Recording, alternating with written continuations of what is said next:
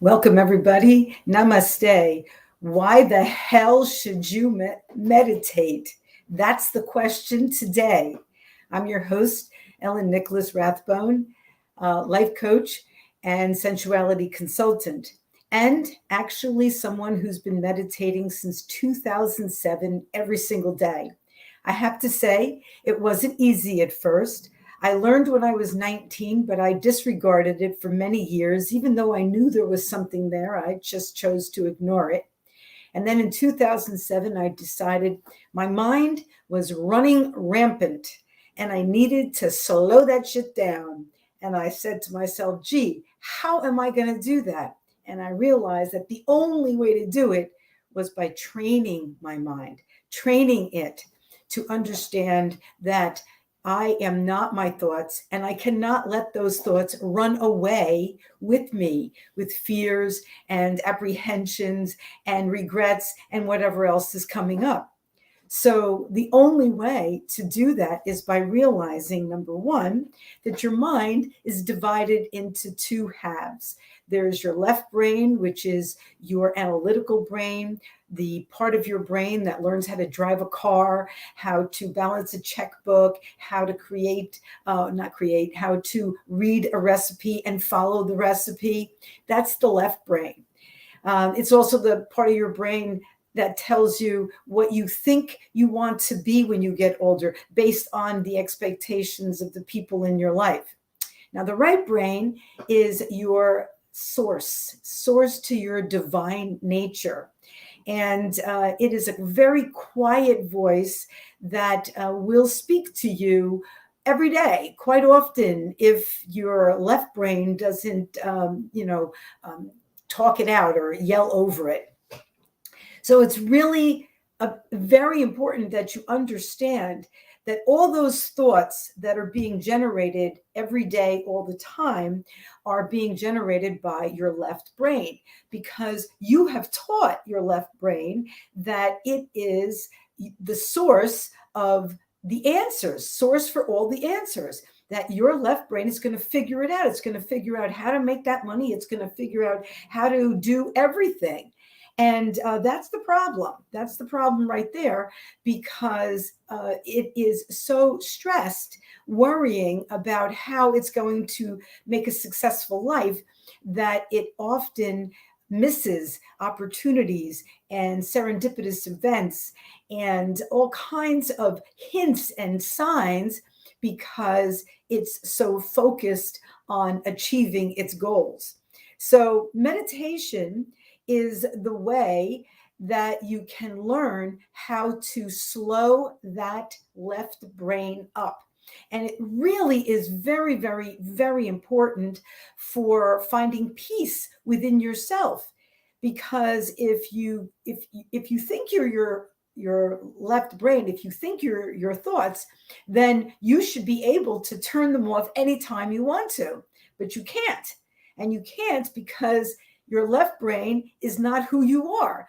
It is a manufacturer of thoughts. And, I tell you something about that left brain. It's very closely linked to the ego. And even if you don't have problems, if there's really nothing going on in your personal life that's a problem, the left brain, in constantly wanting to be needed and to figure things out, will even create problems for you. So when you learn about the workings of that left brain, you can actually learn to control it. And you learn to control it through meditation. Now, I understand in this very crazy society, people are running. Everybody's getting things done, driving from here to there, preparing this, picking up the kids, blah, blah, blah. Okay, I get it. But if you don't deserve 5 minutes a day to decompress, then there's something really wrong there. And that kind of running around will definitely cause you illness. It will cause you dis-ease in the long run. So meditation is not just something, for gurus or for people who, live in an ashram. Meditation is for anybody who wants to get a grip on life and be able to handle all the things that come at you with the wisdom and the knowing that it's not just your left brain that has to figure it out. There's a higher purpose going on. There's another influence going on. There's a lot of things going on that your five senses just do not see, but that doesn't mean that they're not happening. Now, I have to tell you, when I first started meditating, I did it for 5 minutes, and it was the longest 5 minutes of my life. I set a timer up, and while I was sitting there, I'm thinking to myself, oh my God, I have so many things to do. You know, I have to pick up the kids. I wonder if the 5 minutes is over yet. No, it would have, if it was over, then the buzzer would have gone off. And I'm thinking all these things. That 5 minutes felt like forever. And then the buzzer went off and I said, okay, well, I did it. I did for 5 minutes. And then the next day I did it again, and I did it for 6 minutes. And every day I set the timer, and believe me, that 5 minutes the first 5 minutes went kind of like, a little faster than I thought it would. But then each time I did it, the time went quicker, and it didn't feel like that long. It really didn't. So this is called a practice. Meditation is called a practice because you practice doing it. Anybody who ever said to me, oh, I tried meditation and it doesn't work for me. Well, they only tried it once.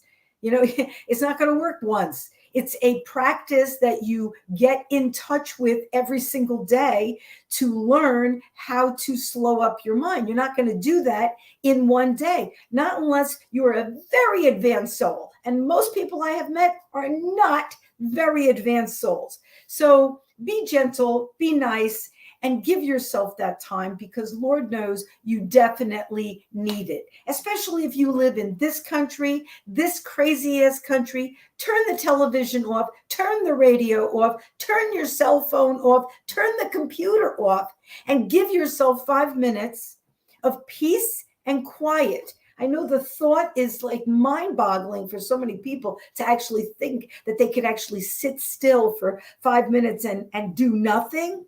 But you'll find out that's the most restorative 5 minutes that you've ever had during the course of the day.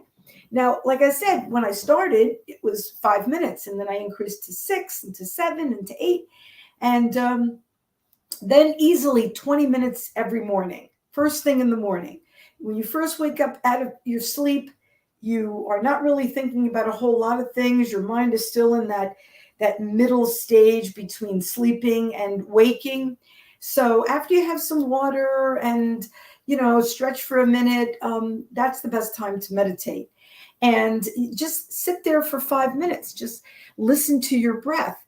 Now, some people say, well, why am I listening to my breath? Like, what does that got to do with anything? Your breath is what's keeping you alive.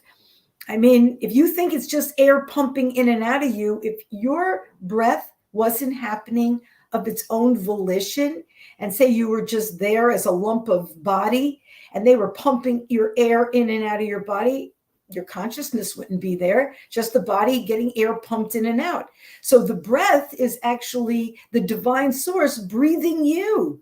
And so when you get in touch with that, you realize that that is a very real part of what keeps you alive and who you are. And then you get all other kinds of inspirations and insights will come to you during these times. And yes, it's very true. Thoughts will come in, okay? But then you'll recognize for what they are, okay? They're a distraction. And you think about that thought for a second and you say, okay, that's right, I have to give that attention, but later. And then you let it go, like clouds. They just kind of drift by. You see another one come drifting by and you say, well, that's right, I have to think about that later. And then you go back to your breath and you stick with it. And then another thought will come. Believe me, it is the space between the thoughts that is the most sacred place that you want to be. And if you can hold on to that for a few moments, just the breath, just the sound of your breath, just the light inside of you, and everybody has a light inside of them. I mean, it is an an incredible thing to think that we're just this body. We're not just this body. We are a triune being, and that means we are mind, body, and spirit. And the spirit is actually a light inside of you. And once you are learning how to meditate, and once you can focus on that light, you can actually not only recognize it and become one with it, but you actually can see your soul. It's a beautiful thing. And it's also a very reassuring thing that you're not alone. I cannot emphasize how important it is to meditate. And I know that for many people, the idea of just sitting there for 5 minutes is just ridiculous to even consider. But I think it's a very important time of every single day. And if you want good things to come to you, and if you want to be able to recognize serendipitous events and hints in your life that are guiding you down your path, it's important to be able to shut off that worried monkey mind. And that's what the Buddhists call it, a monkey mind that's jumping all over the place. You know, an untrained mind is like an untrained puppy. Untrained puppies pee and poop all over the place, and then you are left to clean up the messes. Well, a trained puppy will sit and stay and be ready for the time that you call upon it. And when you call upon it, it comes to you, it gives you the help, the assistance that you need, it obeys, it does what you need it to do, and then it goes and it sits quietly until the next time that you need it.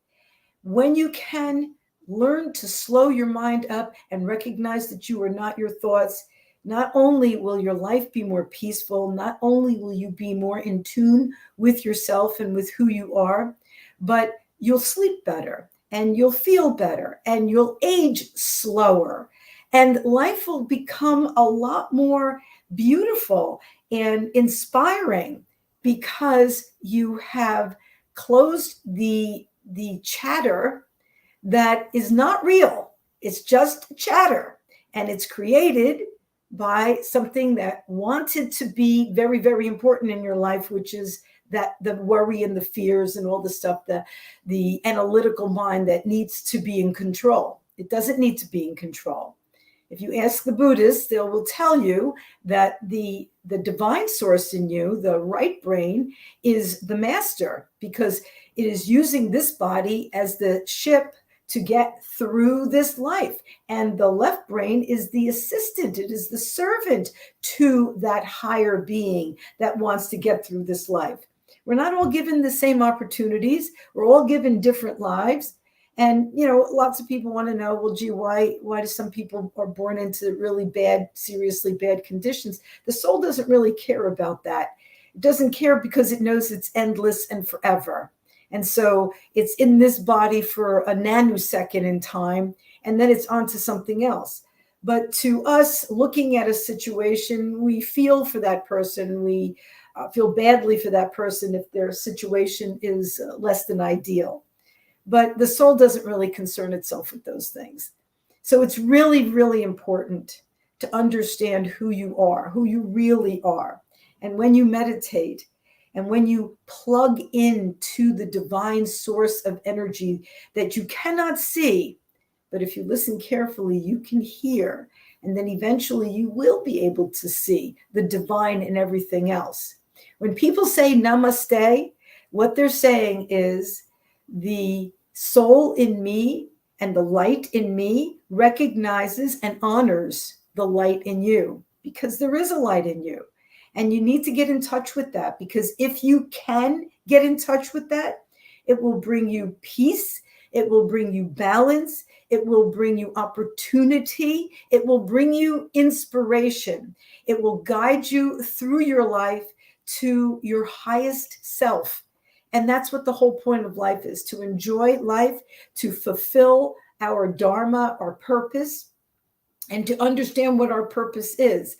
And the only way that you're going to understand that is by quieting that left brain, which is built on worry and problems, and by just focusing on the breath, keeping yourself still, and listening for that small little voice that never is panicky, never is rushed, never is worried, just comes through, whether it's a feeling or whether it's a thought on the next move, and you go, wow, that makes sense to me.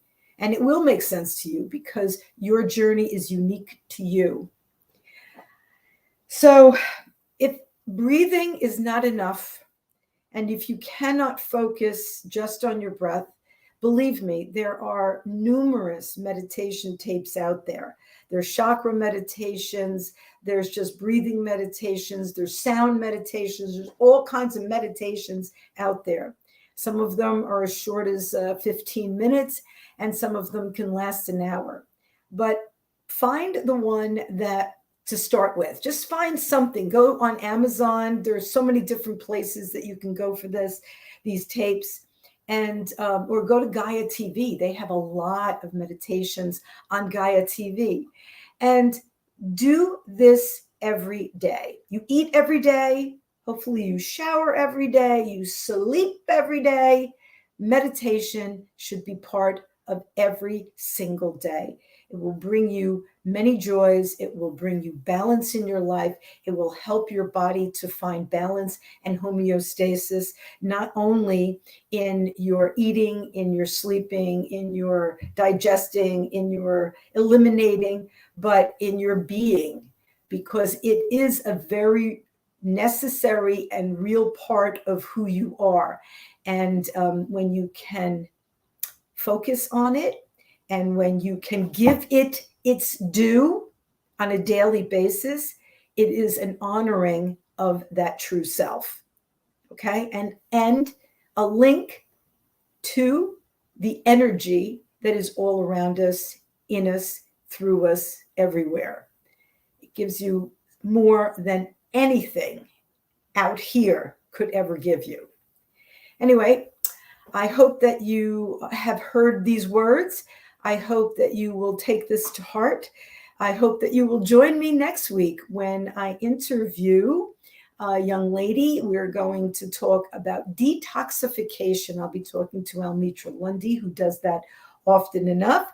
And I hope you will join me next week on another episode of Your Pleasure Incorporated into Daily Living. Thank you so much for joining me tonight. Have a fabulous night. Take good care of yourself. And before you go to bed, meditate for about 10 minutes. You'll sleep really well.